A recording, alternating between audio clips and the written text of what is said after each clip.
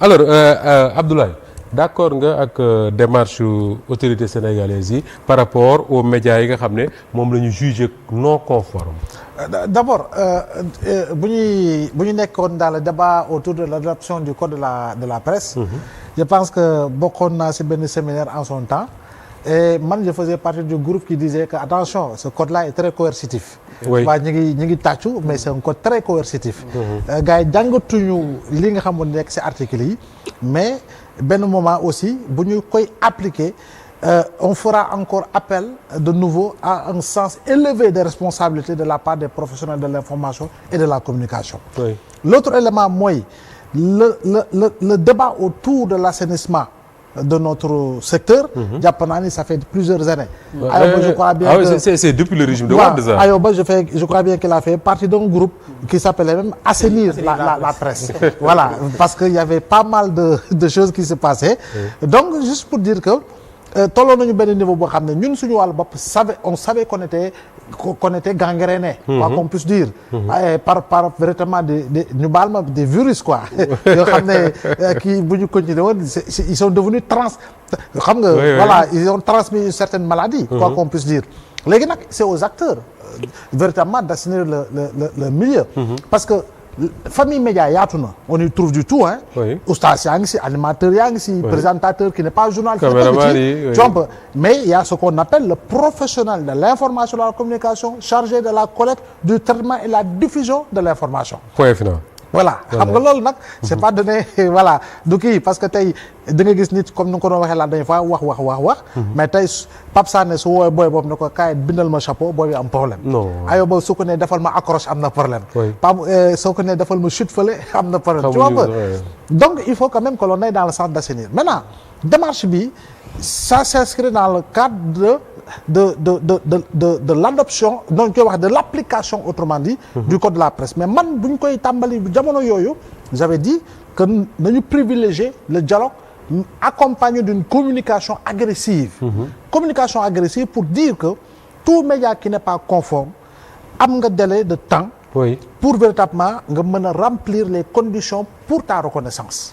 délai boobu su passé ñu xam ni nit ki moo jëlul matukaay nag su boobaa autorité bi def li nga xam ne moom la war a def. l'autre élément mooy am na ñoo xam ne aussi ils sont réticents ils n'ont pas fait les démarches. pour véritablement être am na ñoo xam ne ils ont dit publiquement ñoom duñ ko def. voilà duñ ko def donc. demain réew nag boo ci nekkee da ngay. voilà demain nag dara boo amee ci kaw il faudra pas se victimiser.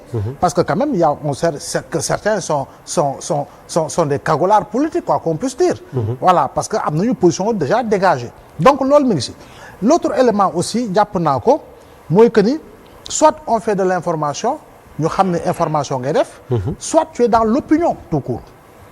Oui, parce qu'il y a des journaux d'opinion. Voilà, soit tu es dans l'opinion tout court, c'est yaa ngi koy wax sànq, mais quelque part aussi ce que leur reprocher mooy nekkatuñu dans l'information, ils sont dans l'opinion de manière permanente.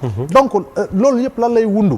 Donc reconnaissance bi oui si li nga xam ne moo dëppoo ak code de la presse mais pour man on doit toujours privilégier li nga xam moo di dialogue bi li nga xam moo di concertation bi saa su ne que le département du ministère même am benn comité boo xam ne moom lay mettre en place boo xam ne képp ku soxla information ku soxla complément de dossier ku soxla nangam kookoy sa interlocuteur foofu ngay ñëw directement. D'accord boo ñëwee si moom directement xëy na dina def benn remise à niveau. pour wax la lii ak lii moo tax lii ak lële moo tax. d'accord alors Pape Sané est-ce que mën nañu assainir presse boo xam ne ñoom ci seen bopp quand je dis presse mooy ci la bokk ñoom seen bopp ñoo doon wax ne il faut ñu appliquer le code de la presse ils ont toujours reproché au régime de Macky Sall de ne pas être assez rigoureux dans l'application du code de la presse un nouveau régime ñëw di essayer di appliquer ce code de la presse là et c'est nous-mêmes journalistes qui disons non ñoo bañ est-ce que dans ces conditions là mën nañ rêver d'une presse de qualité.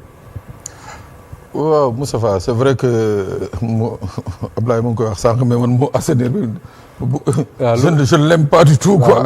lu salte lañu assainir. waaw je ne l'aime vraiment pas du tout c'est vrai que nag c'était une nañ demande jël le mot de Ayib réguler. régulier. Voilà. C'était une forte demande nag de tous les professionnels de l'information et de la communication ça pour dire vrai Ablaye wax na ko maintes reprises ay séminaires ay ateliers et tout ont été tenus dans ce sens-là pour léegi nag le faire ça répond à une demande justement de tous les professionnels. Mais je crois que man ci approche bi le gouvernement bi pêché parce que d'abord ouverture plateforme bi le délai c'était un délai extrêmement court. Très court pour quelqu'un qui veut réguler muy benn ñaar.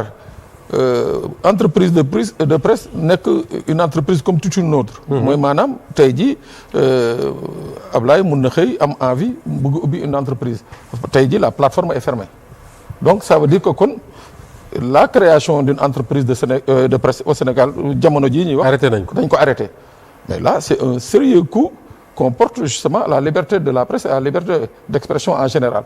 Donc moo tax ma ne quelque part démarche bi moo baaxul c'est-à-dire démarche bi mënoon nañ ko rendre beaucoup plus inclusive permettre justement aux professionnels notamment les différentes associations faîtières ñu xool nu ñuy rassembler woo de concert avec le ministre désigner les responsables yi nga xam ne ñoo war a ñëw siéger autour de cette commission-là et prendre le temps parce que je crois que tout a été une question de temps sànq Ayoba laa di wala Abdoulaye mooy que ñi ngi xaar pour l'aide à la presse ñi ngi xaar le recours devant la Cour suprême mais pour autant je me pose des questions recours boobu ñu ngi koy xaar comment le ministère peut demander au ministère de l'Intérieur de notifier à des organes non conformes une cessation alors qu'il y a un recours donc quelque part il y a une précipitation qui ne dit pas son nom. D'accord. Ouais.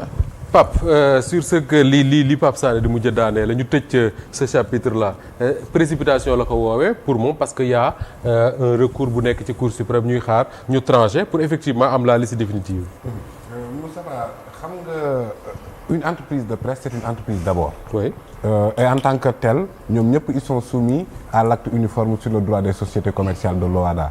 Acte uniforme qui dit à son article 12 mu ne si l'activité exercée par la société est réglementée il est soumis obligatoirement à cette réglementation. réew mi gisoo fi une société pétrolière qui ne respecte pas le code pétrolier. gisoo fi une société hôtelière qui ne respecte pas le code de l'hôtellerie. Pourquoi ñu war a gis impérativement un médium qui dit que ni du respecte de la presse loolu. bu pare wooyee boppam entreprise. non bëgg a wooyee boppam entreprise mënut a nekk donc soumission aux lois qu'on s'est prescrites et liberté donc est-ce que ba ñuy tëgg code de la presse boobu amoon na consensus mooy li Ablaye di wax léegi parce que pour nga mën cee soumettre sans problème. il faut que déjà yow nga mën a xam li ci nekk mais aussi nga adhérer ci loolu noonu donc je pense que ni foofu ça fait défaut maintenant presse bi boo laalee ñu ne liberté de la presse nga laal. Oui. Mais non c'est pas la même chose du tout. Ah oui. La presse n'a plus le monopole de l'expression. Non du tout. La liberté d'expression n'appartient pas qu'aux journalistes. Voilà donc Ça, kon c'est vrai. bu ñu di def le corollaire bu ñu laalee presse rek ñu ne oui compromettre nañ la liberté d'expression ce n'est pas ça léegi nag est-ce que ñoom dañoo bëgg ñu bàyyi leen ci informel bi mën na nekk bu boobaa après ñu xoolaat les dispositions du code de la presse. Mariage boo demul mairie amoo këyit yoon nee naa la nangul na la ko mais état lu muy joxe collectivité territoriale yi mu joxe doo ci laaw. alors que da ngay obligé di respecter rigueur yi fa nekk mais doo am ci avantage yi. mën na nekk forme de sanction. Ah, mais boobu baaxul ci presse moom. Parce que c'est la porte ouverte à tout. Sensibilité bi nekk ci.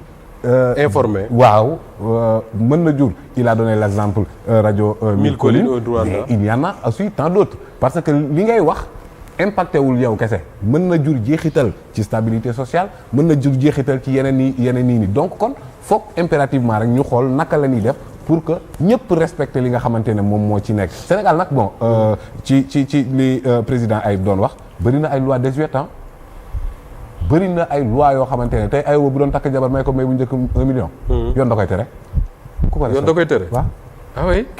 c'était une loi de 1967 kenn respecté wu ko donc kon am na problème. kon nañ ko xoolaat. waaye des études xoolaat yooyu noonu nag je pense que les acteurs du secteur mën nañ retrouver autour parce que le code de la presse en cours subir na processus gudd. mais bien sûr vous avez le temps de discuter. bien sûr Moustapha, vous aviez le temps de discuter de tout ça. man pour wax guddaay bi rek man maa ngi fàttaliku couvrir naa ay rencontres yoo xam ne comme reporter ñu doon waxtaane code de la presse bi comme reporter léegi ngeen waxtaan yu gudd yooyu yëpp ngeen def ko ba pare bañ a respecter li ci nekk.